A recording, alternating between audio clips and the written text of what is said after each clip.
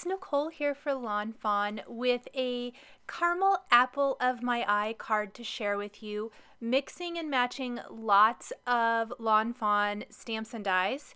I've mentioned it before, one of my very favorite things about Lawn Fawn is how well everything works together. We're going to start by taking the newly released Caramel Apple mini stamp set, and we are going to stamp 2 of the caramel apple and 1 of the little hairbow from this stamp set on some smooth white cardstock. While we're stamping that, we're going to take the apple images from Thanks a Bushel.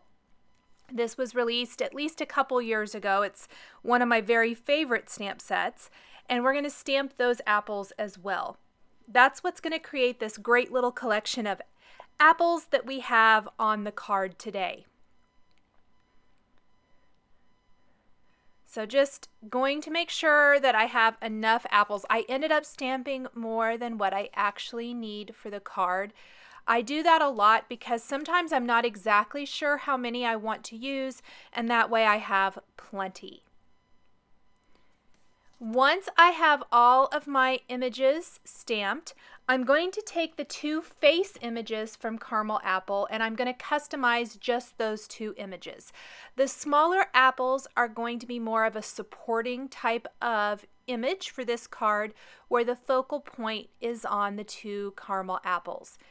I went ahead and used my MISTI to do this again. You definitely don't have to. I'm just in the habit of using this. It makes it easy, especially if I need to stamp them more than once to get their faces nice and dark. We're going to color them in using a combination of either reds, greens, or yellows for the apple, and then some browns, of course, for the caramel. I'm using our 35, 37, and 39 for the red apples. This is kind of my current favorite red color combination.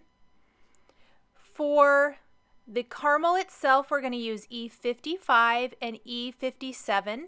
I like to err on the side of lighter first and gradually darkening this up until I kind of get that color combination the way I want it to look. And then to really make their little faces stand out, we're going to add pink cheeks with R20. And that really makes their cute little faces. We'll go ahead and color a couple of the other apples, including the one with the bite out of it, with the same red colors, R35, 37, and 39. That inside part of the apple, I used E40 and E43. I got a little too aggressive with E43, and it got too dark. It really looked like the apple had kind of turned brown. So what I ended up doing to fix that is take a colorless blender, and I'm going to kind of push that ink out. And it just lightened it up enough that I could save my image. I also used E40, 43, and 44 for the sticking out of the caramel apple. For the green apple, we're using YG 21, 23, and 17. And then for the leaves, because I didn't want the leaves to be the same color as the green apples, I'm using G02 and G09. And I'm kind of using a technique where I'm kind of pulling lines or feathering down from the top of the apple and then up from the bottom with whatever color combination I'm using to give the apples a little bit more texture. The apple I just colored ended up being a little darker. I thought all the colors blended a little too much, so I'm going to color another one with a little bit lighter base next. The bow is kind of a peachy pink with R30, 32, and just a tiny bit of R35. We'll color in the other caramel apple now, and this guy's going to be a green apple with, again, the same browns on the bottom for the caramel. But I liked how it kind of looks like it's a little boy apple and a little girl apple, and of course with the little hearts coming up. I think this would be a fun little card to give. So we're going to do a little E55 and E57 again for the caramel part. I only used 2 colors. You could definitely go back in with a darker color if you wanted to. After I colored and blended and went back with my lighter color, I finished by going in with my darker color, the E57, and I didn't blend it out that last time. R20 for the cheeks again, because I really like those little pink cheeks. I think they add a lot to the face. And then we're going to use Y00 here for the base of the apple, and then Y18 and Y35. I like that a little bit better. It allows for a little bit more of a highlight on the apple so that it's not quite all the same color as the first one I just did. Once I have all of my images colored in, we're going to die cut these with the coordinating caramel apple and Thanks a Bushel dies. And then we can start working on putting everything together. I've got a scrap of Bristol Smooth cardstock here that I'm going to ink with Mowed Lawn and Twisted Citron Distress inks. It's just a little scrap I have, and it's going to go kind of in the middle of the card, and it's going to be the background for the cute little scene we're building today. We're going to spritz this with water from a distress sprayer, blot this dry. It instantly adds a great interest without a ton of work, which is one of my favorite things to do. To really make the highlight or the star of the show, these apples on the card, we're going to kind of frame it up in a different way. And I'm going to take a piece of smooth white cardstock and we're going to trim a panel from this. The top of the card's actually, I think, about 1¼ inches tall. And then the bottom of the card is about 2, I think, inches tall. And we're going to add some detail to that with the stitched borders die from Lawnfawn. These stitched borders are a great basic because they instantly add stitching detail or cross-stitch detail or dotted detail to whatever cardstock that you want.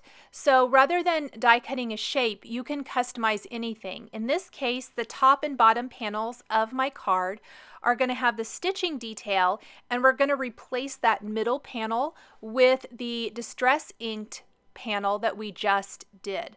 So I'm going to trim that down,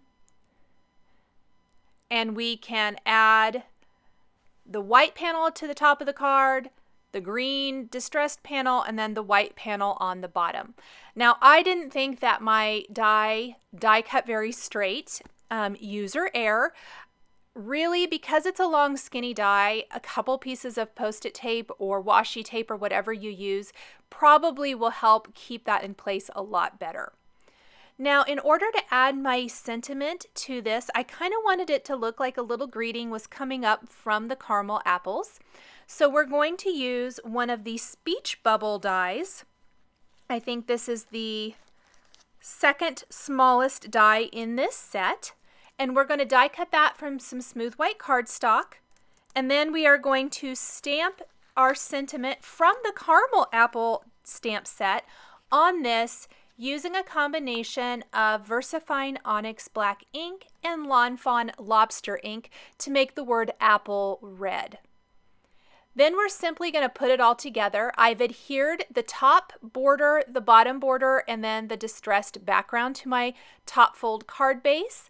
And I've started to adhere my apples, my speech bubble, and I even stamped some little hearts. That little heart there is from the Thanks a Bushel stamp set. I stamped that with VersaFine Onyx Black ink because I'm going to color those in with a Zig Clean Color Real Brush marker here in a second. Because I used Bristol cardstock here for that distress inked panel, I really like how Zigs work on this a little bit better than Copic markers. That's just my personal preference. You definitely could use Copics or whatever you have. So I just grabbed the Carmine Red Zig Clean Color Real Brush marker and I'll color in those hearts. But I want to build my little scene. Here's that marker that I'm going to color those in. You can see it just goes over the distress inked background perfectly. Lots of nice white space here, grouping everything for maximum impact, taking a black pen and going over the eyes to really make them stand out, taking a white pen and adding highlights to all of the apples and the leaves, and also adding some little dots to the cheeks.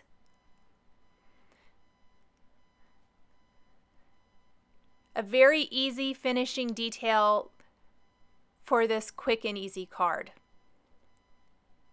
Once we have that done, we're going to die cut the word hello. This is from the Magic Color Slider die collection. I love this little hello die. And I am going to die cut it 3 times from Lawnfawn Black Licorice cardstock, stack them one on top of another, and place that right there along the top edge of the card. I like to stack them one on top. It's going to give it a little bit more dimension, add a little bit more interest to this sentiment. And finally, we will die cut the little red heart from the speech bubbles from Chili Pepper Lawnfawn cardstock and adhere that right there by the hello. I finished it with a layer of glossy accents on that heart and the stamped hearts. Thank you guys so much for joining me today for this caramel apple of my eye card featuring Lawnfawn stamps and dies. Please be sure to visit the Lawnfawn vlog for more inspiration. Thanks for watching, and we'll see you next time.